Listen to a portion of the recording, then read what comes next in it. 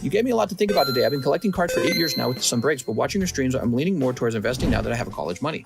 Right, there's collectors and there's collector investors. Collectors just want every card. Investors, they want to make sure they buy the right card at the right time. You want to start with the rarest card and end with the most common card. The collectors are just the average person and they just buy whatever is put in front of them. And so they just, they're going to go buy Moonbryon for like 800. Now, if you want to try and open up Evolving Skies and pull the Moonbryon to sell to the guy who's buying it for 800, fine. But, and that's gambling, by the way. So if you're just here to gamble, just go have some fun gambling. You can pick which set, by the way, you think is the best turnover for the gamble. But if you're like a collector investor who wants to hold for 20 years, 20 years is a long time, guys. You got to be okay losing out on your cash. Your cash isn't available anymore. It's not in your bank account anymore. It's going to be sitting in cardboard. So but you're going to hold for 20 years. You're going to start with the rarest card first. That's your job, is to start with the rarest first, and the least rare is the last card you buy. So these are all okay. I like this little pile. And what about this pile? I like the way you think, Mr. Joe. That's why people come here. They like to hear my thoughts in the hobby. I've spent more in this hobby than the average person. I don't know what percentile I come into, but maybe top 10, maybe top 5 even but I just don't know what kind of money people spend. People are richer than me, that's for sure. But so I've put a lot of my very real money into this hobby. Like when I bought the $20,000 Gold Star Charizard, most people don't take that risk. I'm taking that risk because I really believe something's there. And until you do that, until you drop like $20,000 on one card, you haven't crossed that line where you have shown that you have real faith in something, because people don't just lightly give up 20,000. Okay, so, and that's just for one card. I got all these boxes full of cards over here. And then there's guys out there who spend even more. They spent $250,000. They spent $100,000. Maybe you're Logan Paul and you spent $5 million. So those guys are actually rich. I'm not rich like that. But so I've crossed a line where I really believe this is an okay place to send my money. And to reach that point, you kind of have to feel like you're confident in seeing the patterns and knowing what's going on. Of course, you could just buy that just because you're willy-nilly, YOLO. But most people won't do that with 20,000. They won't go, okay, they'll go buy like another house, or they'll go put it in the stock market. That's a more traditional way to invest, very safe way, very proven way to invest. So that's what the average person will do. But I'm out here doing this experimental thing, but I spend all my time with the experimental thing, so I feel like I have a knowledge of it. I've gained a knowledge on what's going on with it. All right, we're putting you in this earlier bag, so those get graded sooner too. How about that? Kind of nice. Joseph Jones. But so you get a lot of people who have opinions about what's going on in the card market. And it's really funny because those guys don't really invest in the card market. Why would you take advice from somebody who's not putting their money where their mouth is, right? Why would you take advice from him when he's not out there buying $20,000 Charizard? He makes all his money and then he goes, puts it in the stock market or something. Or whatever he does with his money. I don't know what people do with their money, but you don't see all the Pokemon. All the Pokemon guys are strongly opinionated, but they don't all invest that money back into the Pokemon cards. So it's like, what are you really selling to people? Do you really believe what you're selling, or are you just here to make some money, I guess? But yeah, I don't know. All right, 12 people in the queue. The queue's pretty short, that means. Michael Osborne. Mr. Continuing my pre-order trend, could I have 4 Dark Phantasmas? You got it. Do you do grading service? We have our own grading service, TCCG. You could call it TCC grading, or you can go by that acronym. Here we are. So this is our own grading label. You can see our little spiral there. And usually the way it works is people already have cards over here that they open in the stream, and then they just pay $15 and we send it off.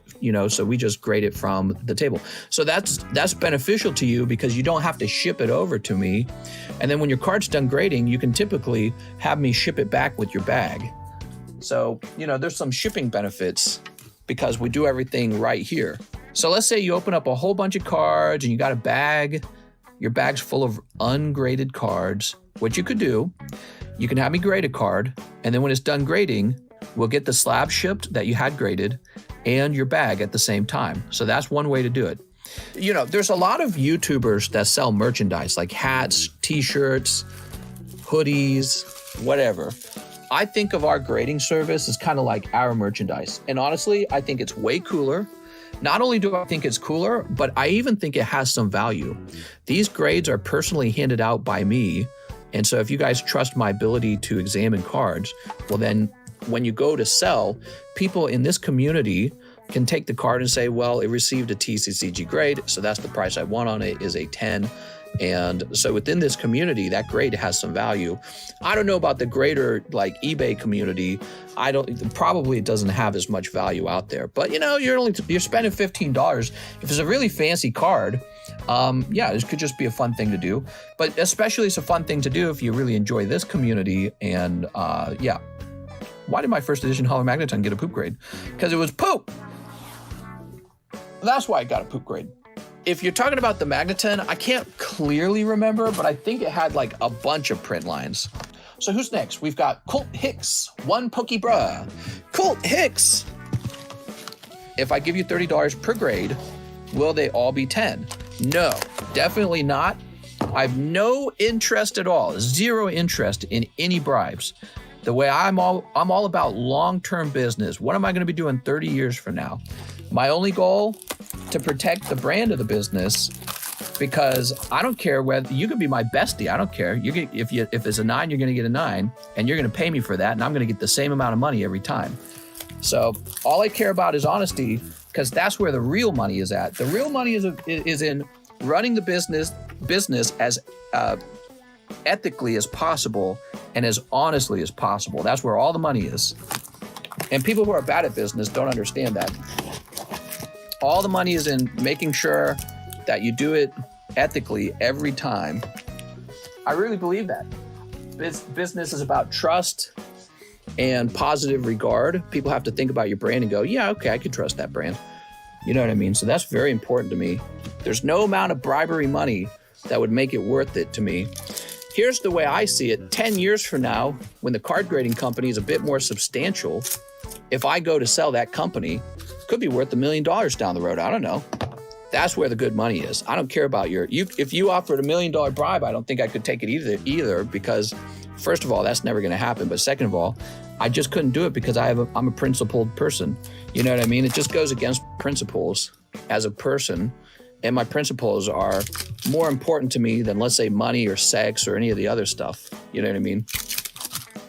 We got Herdier and Espion. Mister, I think you grade more like CGC. That's not true. PSA grades very harshly. You guys don't think PSA grades harshly, but they do. I've just had tons and tons of PSA returns recently. See? We got lots and lots of fresh PSA returns, and they grade really harsh. So the idea that, CGC is harsh and PSA is nice is not necessarily true. Now, they might have a different rubric for certain scenarios. And that's really what you need to understand. But I mean, they're harsh, man. 9, 9, 9, 9, 9, 9. There's a 10. 8. Average PSA return right now. All 9s and maybe an 8. Colt Hicks. He says he has a bag up top. You got it, Colt. The idea that PSA is going to be super easy, so it's an over-exaggeration. I think it is true that CGC grades harsher, but what does that really mean? What does that mean for PSA or for CGC to grade harsher? It just means both companies already grade harsh, and CGC grades a bit harsher from there. So they're both harsh already. Are crimped or miscut cards worth grading? Maybe. They're like extra worth grading. People, for whatever reason, people really enjoy the error cards. I think they just find them fascinating to look at. So yeah, I think that error cards do pretty well. Error cards, did I say error? Mistress, this chat for ponies is for bronies. Oh, what's this? Whoa, he's looking crazy, man. Full art. That's a hit for GG League Z. Mister, look at the cost of the order. Oh, it's $69. Very good.